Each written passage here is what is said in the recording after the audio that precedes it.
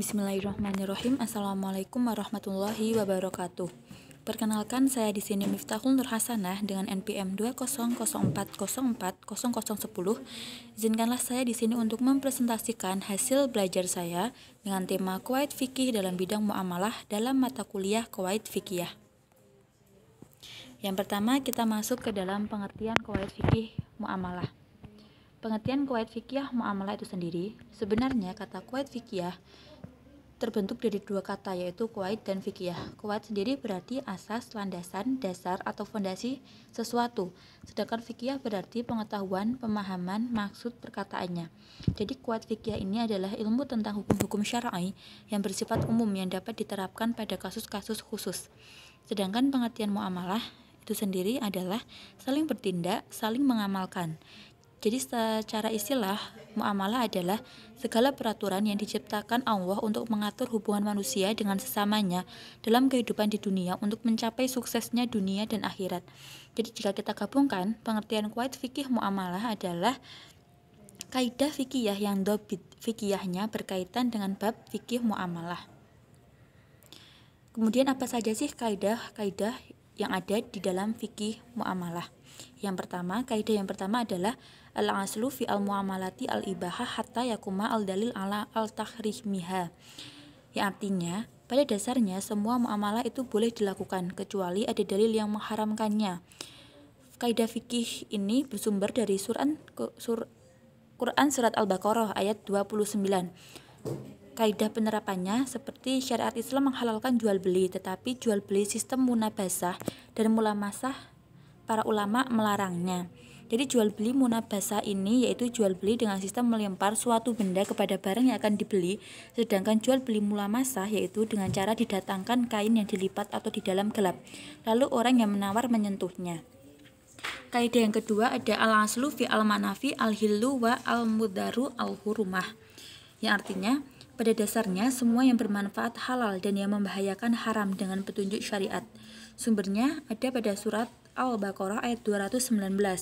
Contoh penerapannya seperti semua bentuk jual beli dibolehkan oleh para ulama karena jual beli itu mengandung manfaat. Tetapi para ulama mengharamkan jual beli yang ada unsur riba karena riba mengandung unsur kemudaratan atau bahaya.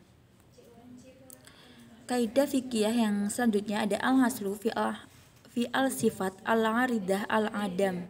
Ya artinya pada dasarnya yang kuat pada sifat-sifat yang mendatang adalah tidak ada. Sumbernya pada surat Yunus ayat 36. Contoh penerapannya, jika sepemilik hutang mengaku telah melunasinya, sedangkan orang yang berpiutang mengingkari atas pelunasan itu, maka perkataan yang dibenarkan adalah perkataan orang yang berpiutang, karena pada pokoknya tidak ada pelunasan. Kaidah fikih yang selanjutnya ada al-aslu fi al-aqdi ridho al-muta'akidain wa natijatuhu hiya al-iltizamahu di al-ta'akudi. Pada dasarnya, pada akad adalah keridhoan kedua belah pihak yang mengadakan akad. Hasilnya apa yang saling diiltizamkan oleh perakatan itu. Dasarnya ada pada surat Al-Maidah ayat 1. Contoh penerapannya, ketika akad di mana salah satu pihak tidak menghendaki, maka akad itu tidak sah. Meskipun mulanya akad itu merupakan kehendak kedua belah pihak, seperti akad jual beli yang mengandung tipuan. Kaidah yang selanjutnya ada al-ridho bi al-syai ridho bima yatawalladu minhu. Ya artinya, keridhoan dengan sesuatu adalah ridho dengan akibat yang terjadi daripadanya. Dasarnya ada pada surat Al-Nisa ayat 29. Contoh penerapannya, apabila seorang telah ridho membeli barang yang cacat, maka manakala cacat itu bertambah berat, maka tidak ada alternatif lain baginya kecuali harus menerimanya. Kaidah yang selanjutnya yaitu al-hajatu tunajalu manzilata al-darurati amah kanan awkhasah. Yang artinya, hajat itu didudukan pada kedudukan darurat baik umum maupun khusus.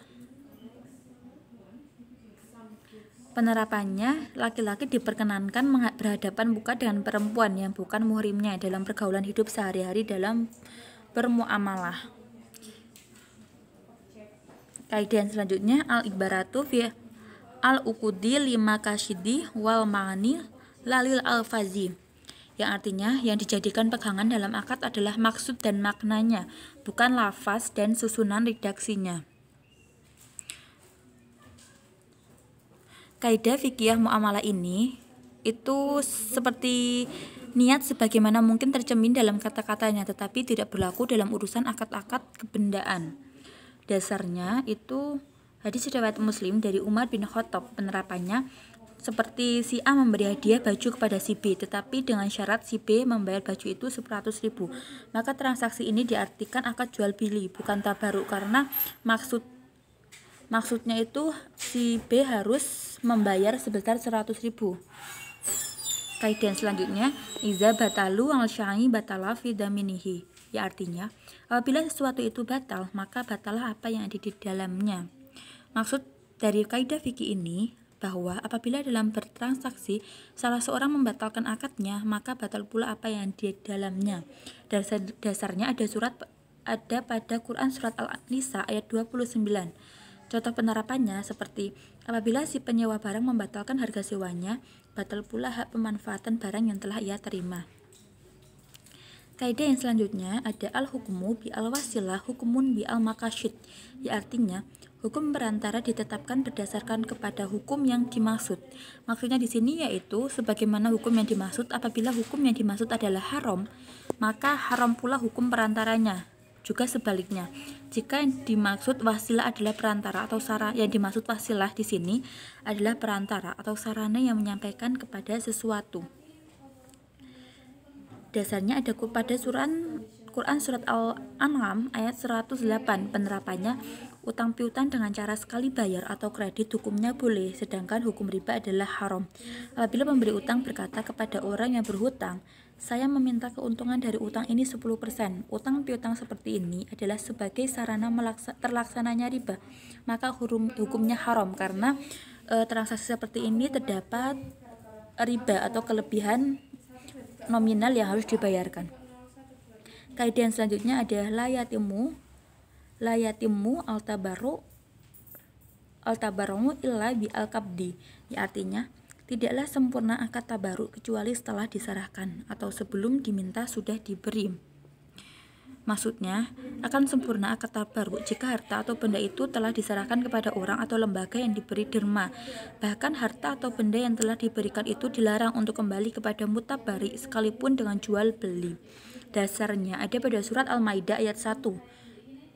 Contoh penerapannya, sebuah lembaga sosial telah berakad untuk membantu keuangan kepada seseorang yang fakir, tetapi uang sebagai objek akad belum diserahkan kepadanya, maka akad itu belum sempurna sebagai akad tabaruk. Kaidah fikih yang selanjutnya ada al-haraju bil al-daman, yang artinya hak mendapat hasil itu sebagai ganti kerugian atau yang ditanggung. Dasarnya ada pada hadis riwayat Ahmad dari Aisyah radhiyallahu anhu. Contoh penerapannya, apabila ada orang yang membeli sapi perahan, setelah sapi itu diperah susunya untuk beberapa waktu, kemudian nampak ada cacat pada sapi itu dan kemudian ia kembalikan kepada penjualnya dan diambil uang harganya. Dalam hal ini ia mendapatkan keuntungan air susu itu karena ia telah memberi makanan dan ongkos-ongkos lainnya. Kaidah yang selanjutnya ada al-ajru wa al-daman la yajtamiyani. Ya artinya, upah dan membayar ganti tidaklah berkumpul. Dasarnya ada pada Quran surat Al-Qasas ayat 26. Contoh penerapannya, misalnya tukang gol sepatu, ia dibenarkan menahan sepatu yang diperbaiki sampai dilunasi upah yang akan diberikan. Apabila tidak ada perjanjian adanya penundaan dalam pembayaran, kemudian ketika rusak, ia tidak mengganti kerusakan itu dan ia tetap atas mendapatkan upahnya. Kaidah yang selanjutnya ada al-ghurmu bi al-ghunmi. Resiko itu sejalan dengan keuntungan. Dasarnya ada pada hadis riwayat Bukhari dari Abu Hurairah radhiyallahu anhu. Contoh penerapannya, seseorang yang meminjam sesuatu benda atau barang, maka ia wajib mengembalikan serta membayar biaya angkutnya bila diperlukan. Kaidah yang ke-14 ada mahurima istimaluhu hurima ittakhadzuhu. Ya artinya, apa yang haram digunakan, haram pula didapatkannya. Dasar kaidahnya pada hadis riwayat Imam Bukhari dari Abdurrahman bin Abi Laili. Misalnya contoh penerapannya, minum khamr adalah diharamkan, maka memproduksi dan membelinya ikut haram. Kaidah fikih yang selanjutnya ada al-amru bi al-tasarrufi fi milki al-ghayri batil. Ya artinya, perintah untuk bertasarruf hak milik orang lain adalah batal. Dasarnya ada pada hadis riwayat Al-Nasai dari Hakim bin Hizami radhiyallahu anhu. Contoh penerapannya ketika apabila seseorang penjaga mobil titipan tukang parkir memerintah kepada temannya untuk menjual mobil titipan tersebut, maka perintah yang demikian itu adalah batal. Apabila terjadi jual beli, maka jual belinya tidak sah karena si tukang parkir yang mobilnya itu bukan milik si tukang parkir. Kaidah selanjutnya adalah ya juzu li ahadin tasarrafa fi milki al-ghairi bila izni. Artinya tidak boleh bagi seseorang pun merubah milik orang lain tanpa izin pemiliknya. Dasarnya hadits riwayat Ahmad dari Hakim bin Hizami radhiyallahu anhu. Contoh penerapannya tidak boleh masuk dalam rumah atau kebun seseorang tanpa izinnya. Kaidah yang selanjutnya ada tabi'un, pengikut itu mengikuti. Dasarnya pada hadis riwayat Bukhari dari Ibnu Umar radhiyallahu anhu. Contoh penerapannya, hukum barang yang menjadi jaminan hutang merupakan tabi' dari hutang. Oleh karenanya, jika si pemberi hutang meridhokan hutang itu, maka jaminan tersebut ikut gugur dan harus dikembalikan pada orang yang berhutang. Kaidah yang selanjutnya ada al-ijazatu al-lahikah kal-wikalati al-sabiqah. Izin yang datang kemudian sama kedudukannya hukumnya dengan perwakilan yang telah dilakukan lebih dahulu. Dasarnya ada pada Quran Surah Al-Kahfi ayat 19. Contoh penerapannya, apabila seseorang menjual harta orang lain dengan tidak seizin pemiliknya, kemudian penjual tersebut memberitahukan kepada pemiliknya dan selanjutnya pemilik harta itu mengizinkannya, maka jual beli tersebut sah hukumnya.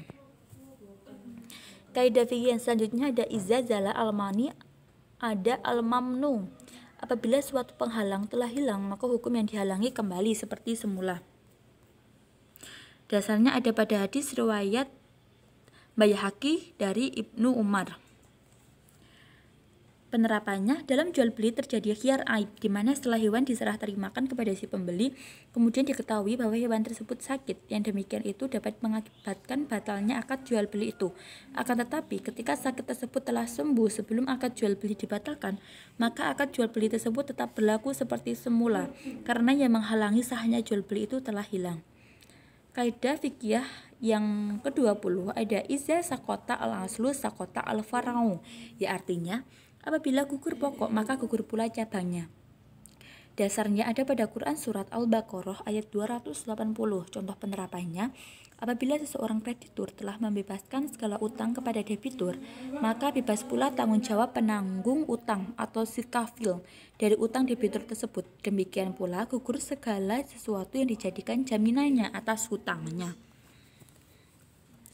Kaidah yang selanjutnya ada yuktafaru fi al-baqamah la tafaru fi al-ibtida, yang artinya bisa dimaafkan pada mengekalkan perbuatan tetapi tidak dimaafkan pada permulaan perbuatan.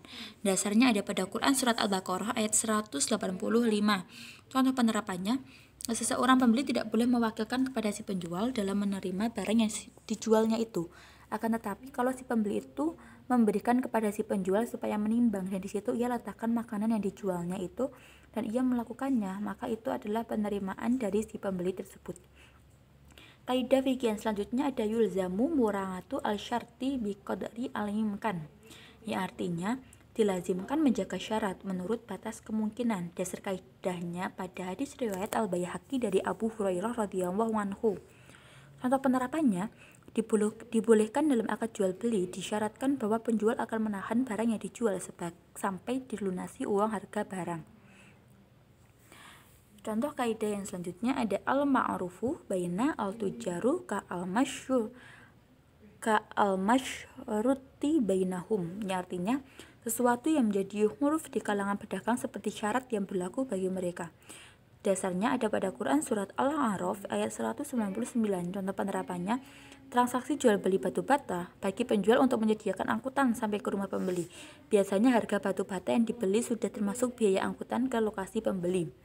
Kaidah fikih yang terakhir yaitu kullu qardin jaran manfaatan fahuwa riba haram.